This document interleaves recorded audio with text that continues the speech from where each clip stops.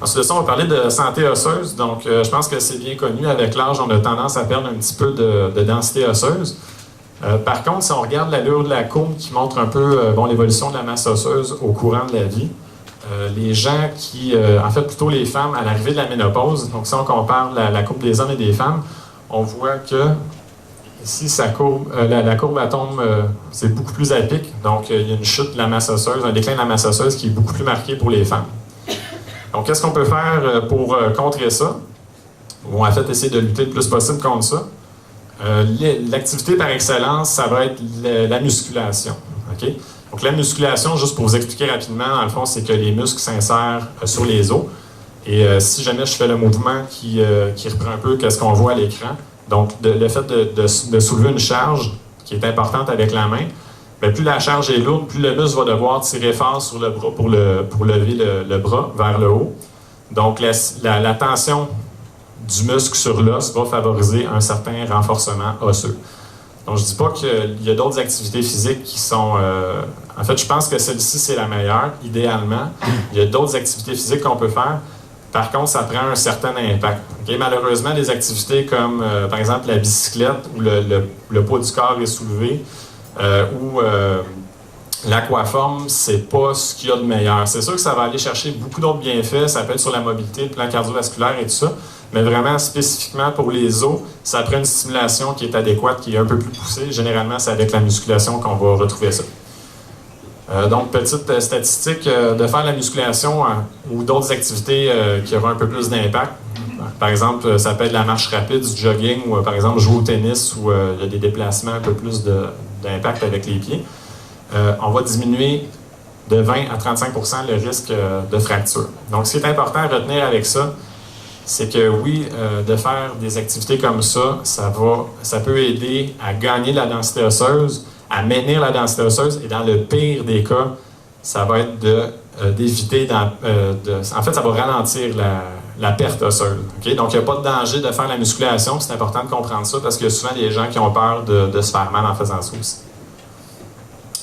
Je voulais terminer avec un côté un petit peu plus pratique. Donc, comment on peut faire pour se motiver? Donc, pour les femmes à l'arrivée de la ménopause, si on regarde un petit peu le profil de ces femmes-là, on va parler des femmes qui sont au travail, probablement, possiblement qui ont des enfants.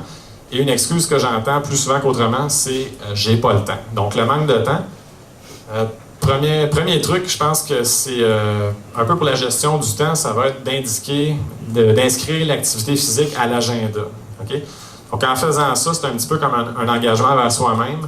Ça va favoriser une certaine discipline et ça va être plus facile d'aller faire de l'activité physique quand c'est inscrit à l'agenda que si on écoute la télé puis on va dire « je vais y aller après l'émission, après l'autre, après l'autre, après l'autre », finalement, qu'est-ce qui arrive? On n'y va pas du tout. Si réellement il y a un manque de temps là, réel, l'agenda il est déjà trop booké, bien que je considère que l'activité physique devrait faire partie des priorités des personnes, on regarde un peu dans le top 3 des priorités des parents. Généralement, je pense que les enfants, ça s'inclut à quelque part là-dedans, si je ne me trompe pas. Donc, on peut utiliser un peu, si on veut, les enfants pour faire de l'activité physique avec eux. C'est du temps qu'on passe avec eux. Donc, ça permet aux femmes d'être actives, d'enseigner des bonnes habitudes de vie à leurs enfants. Donc, on joint l'utile à l'agréable, tout le monde est content et c'est un plus pour tous. Ensuite de ça, le podomètre, c'est un autre outil que je trouve qui est quand même bien. Pour les gens qui ne savent pas c'est quoi le podomètre, c'est le petit objet qu'on porte à la ceinture qui calcule le nombre de pas au fur et à mesure qu'on se déplace. Donc, pourquoi ça marche bien, le podomètre? C'est parce que les gens aiment beaucoup ce qui est quantifiable. Okay? On peut vraiment mesurer l'activité physique avec ça. On peut se fixer des objectifs. On a des chiffres, donc c'est beaucoup plus facile d'atteindre les objectifs avec ça. Puis ça a été prouvé aussi que le simple fait d'avoir un podomètre et de se fixer des objectifs, donc les gens peuvent faire jusqu'à 2000 pas de plus par jour. Ensuite de ça, parlant d'objectifs, c'est important de se fixer des objectifs qui sont réalistes parce que quand on met la barre un petit peu trop haute, malheureusement, il y a plus de chances qu'on frappe un mur. Qu'est-ce qui arrive à ce moment-là? On se décourage, on a plus tendance à abandonner, puis on n'aura pas développé des bonnes habitudes de vie. Par contre, si on a des objectifs qui sont plus simples, qui sont plus réalistes, bien, on a du plaisir à l'atteindre et ça nous incite à continuer un peu plus et ce qui va faire en sorte qu'il y aura une certaine rétention avec l'activité physique. Ensuite de ça, petite image, un petit clin d'œil, une étude que j'ai vue qui parlait que les propriétaires de chiens faisaient en moyenne 1700 pas de plus que ceux qui n'en avaient pas. Donc, c'est ça, en fait, c'est pour ceux qui peut-être cherchent une opportunité d'aller faire l'activité physique, pour ne pas dire une excuse, ben ça a l'air que d'avoir un chien, ça peut être une solution adéquate.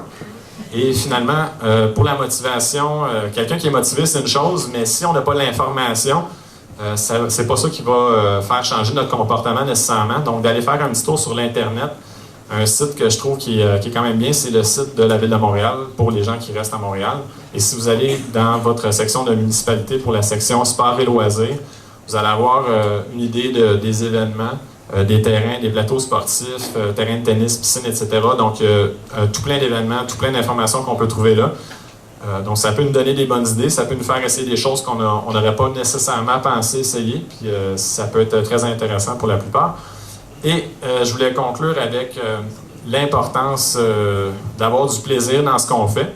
Je ne sais pas si en voyant cette image-là, il y a des gens qui ont peut-être déjà vu cette expérience-là, si je peux me permettre. Parce qu'en fait, ça vient d'un cadre publicitaire, mais je trouvais que l'idée était bonne, donc je vous le présente quand même. Puis aussi l'image, est-ce qu'il y a des gens qui se reconnaissent dans le métro? Hein? Vous avez le choix entre les escaliers, vous avez le choix entre les marches et les escaliers roulants. Je ne sais pas qu'est-ce que vous prenez, mais j'imagine que la plupart des gens vont se diriger plus vers les escaliers roulants. Donc, pour ceux qui ne connaissent pas cette étude-là, en fait, cette expérience-là, ça a été fait dans un métro à Stockholm. Il y a des ingénieurs qui ont décidé de changer les marches des escaliers en notes de piano. Et ils ont fait en sorte que quand les gens pilaient sur les notes de piano, il y avait le son de la note qui se faisait entendre. Okay?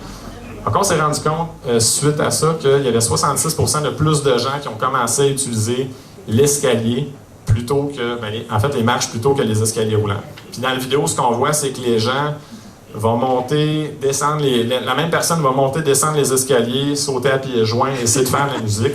Évidemment, c'est pas quelque chose qu'on essaierait de faire si c'était pas des notes de piano. Okay? Donc, c'est pour vous montrer que dans le fond, le fait d'avoir du plaisir, c'est plus que d'aller d'un point A à un point B. On a du fun, on pense pas à l'activité physique qu'on fait et c'est un incitatif. Ça incite à faire plus d'activité physique. Donc, pour vous mentionner en fait que d'avoir du plaisir, effectivement, c'est ce qui peut nous permettre de changer nos comportements pour le mieux. Parce que d'être motivé, c'est déjà une chose, ça nous permet de débuter, mais c'est vraiment l'habitude qui va nous permettre de continuer et c'est en aimant ce qu'on fait qu'on va développer des bonnes habitudes de vie. Merci.